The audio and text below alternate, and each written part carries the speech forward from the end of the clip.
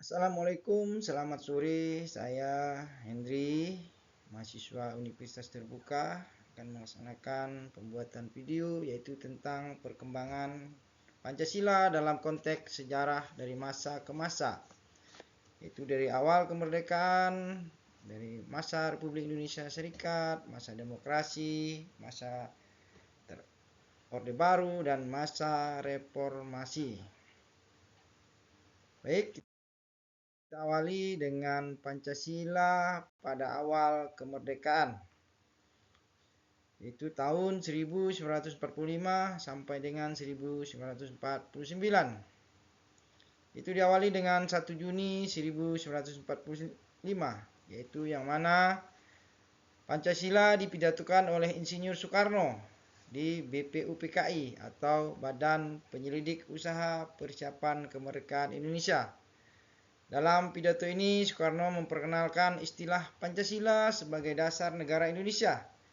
Ia mengusulkan 5 prinsip utama sebagai dasar negara, yaitu kebangsaan Indonesia, internasionalisme atau peri kemanusiaan, yang ketiga mufakat atau demokrasi, yang keempat kesejahteraan sosial, dan yang kelima adalah ketuhanan yang Maha Esa. Jadi pada saat itu Insinyur Soekarno memperkenalkan istilah Pancasila, yang mana sila yang pertama sekarang itu berada pada sila yang kelima, yaitu ketuhanan yang Maha Esa.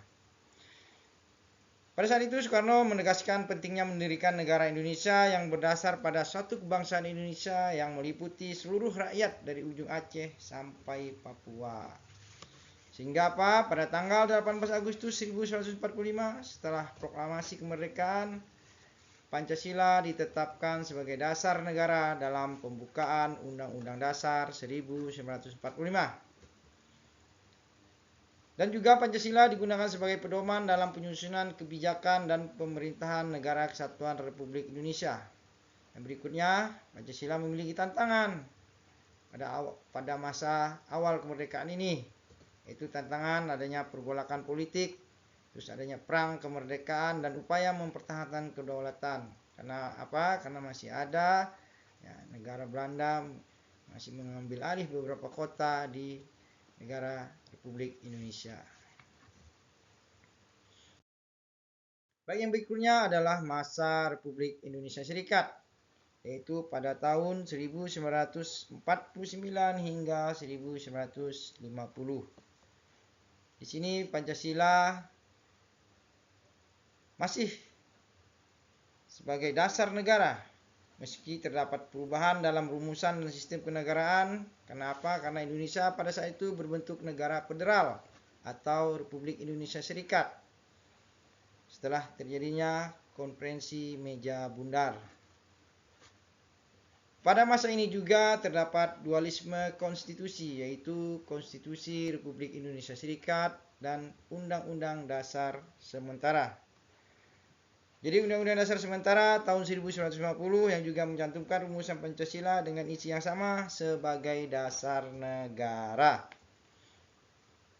Itu Pancasila tetap tercantum sebagai dasar negara meskipun pelaksanaannya belum optimal.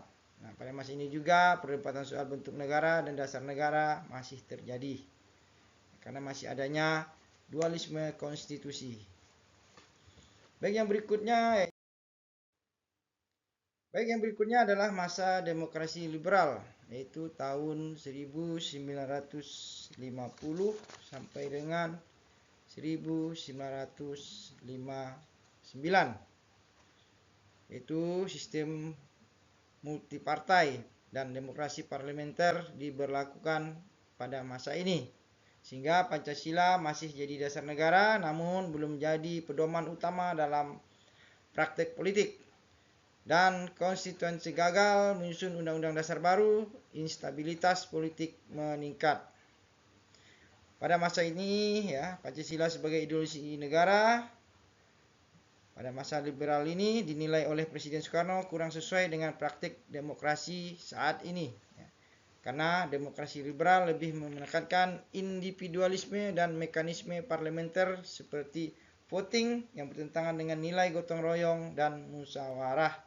yang terkandung dalam Pancasila. Baik ya, sehingga apa? Konstituante gagal menyusun undang-undang dasar baru, instabilitas politik meningkat. Baik, kita lanjutkan yaitu Pancasila pada masa demokrasi terpimpin. Pada demokrasi terpimpin, Indonesia berlangsung dari tahun 1959 hingga tahun 1966 yang dipelopori oleh Presiden Soekarno melalui Dekrit Presiden 5 Juli 59. Dekrit ini membubarkan konstituante yang gagal menyusun undang-undang dasar baru dan menetapkan kembalinya Undang-Undang Dasar 1945 sebagai konstitusi. Yang menjadi ciri utama demokrasi terpimpin adalah dominasi kekuasaan presiden yang hampir tanpa kontrol, di mana MPRS dan lembaga legislatif berada di bawah kendali presiden. Pada masa ini, Presiden Soekarno bahkan diangkat sebagai presiden seumur hidup.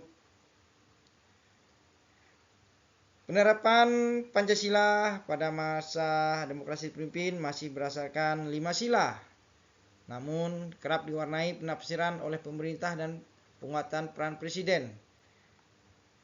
Sehingga apa? Sehingga terjadinya konsep nasakom, nasionalis, agama, dan komunis yang mewarnai penafsiran Pancasila.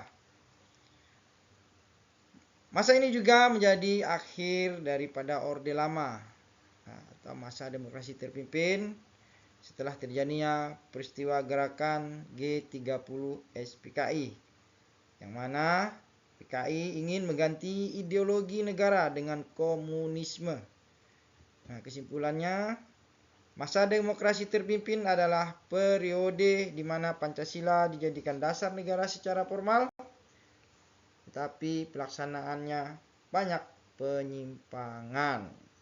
Ya, ini adalah masa demokrasi terpimpin. Yang berikutnya adalah masa Orde Baru. Pada masa Orde Baru yang diawali tahun 1966 sampai dengan 1998. Jadi presiden pada saat ini sudah berganti, yaitu Presiden Soeharto, yang mana beliau menegaskan Pancasila sebagai dasar negara dan satu-satunya ideologi negara melalui ketetapan MPRS nomor 25 MPRS tahun 66 yang dikenal sebagai konsep Pancasila sebagai dasar tunggal. Dan Pancasila jadikan asas tunggal juga bagi seluruh organisasi sosial politik yang diatur di dalam Undang-Undang nomor 3 tahun 1985. Kelebihan masa Orde Baru dalam penerapan Pancasila antara lain terciptanya lembaga negara yang selaras dengan Undang-Undang Dasar 1945. Sehingga apa? Sehingga diwajibkannya bagi masyarakat dan aparatur negara untuk mengikuti penataran P4 atau dikenal istilah pedoman penghayatan Pancasila. Pendidikan pedoman penghayatan Pancasila. Dan pada masa Orde Baru, penafsiran Pancasila didominasi negara, kritik dan diskusi terbatas. Baik, ini ya masa Pancasila pada masa Orde Baru. Sekarang kita lanjutkan Pancasila pada masa reformasi. Pancasila pada reformasi terjadinya reformasi politik dan demokratisasi. Kebebasan sipil meningkat. Kedua, Pancasila dipulihkan sebagai dasar negara yang inklusif dan terbuka. Dan juga pada masa reformasi, Pancasila tidak lagi diwajibkan sebagai asas tunggal.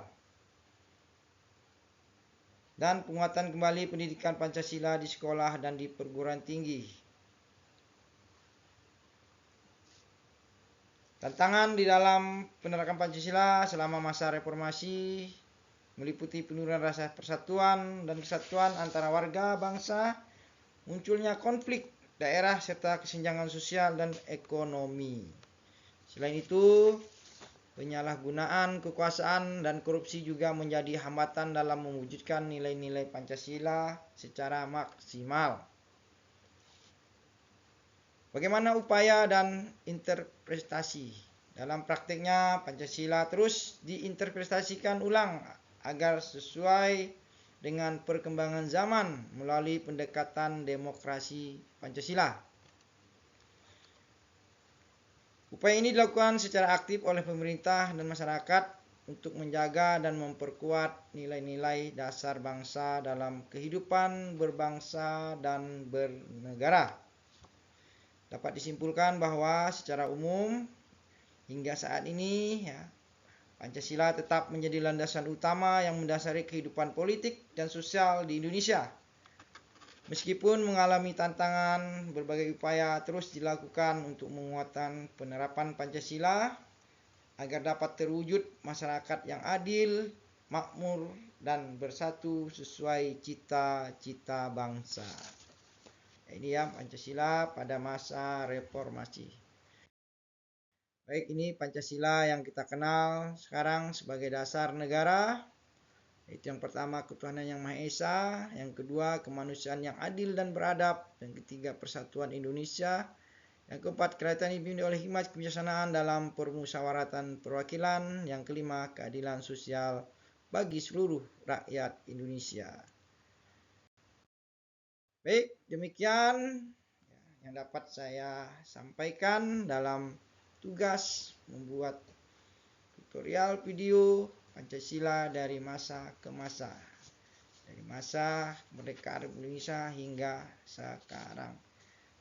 Terima kasih. Assalamualaikum warahmatullahi wabarakatuh. Selamat sore.